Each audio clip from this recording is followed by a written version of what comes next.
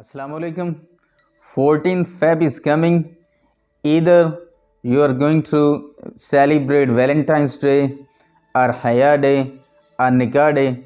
If you are a Muslim, then you must know that Muslim is the one who submits his will to the Almighty God.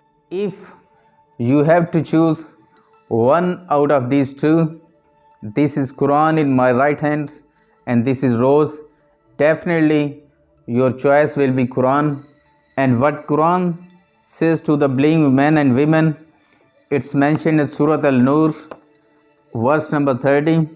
Allah says, A'udhu billahi minash shaitanir rajim, Bismillahir Rahmanir Rahim.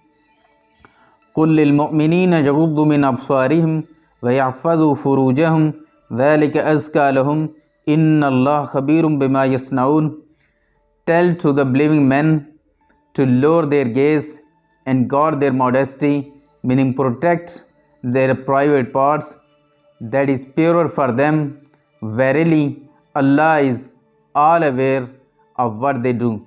And in the next verse number 31, Allah says to the believing women, وَكُلِّ الْمُؤْمِنَاتِ يَغْضُضْنَ مِنْ أَبْصَارِهِنَّ وَيَحْفَظْنَ فُرُوجَهُنَّ.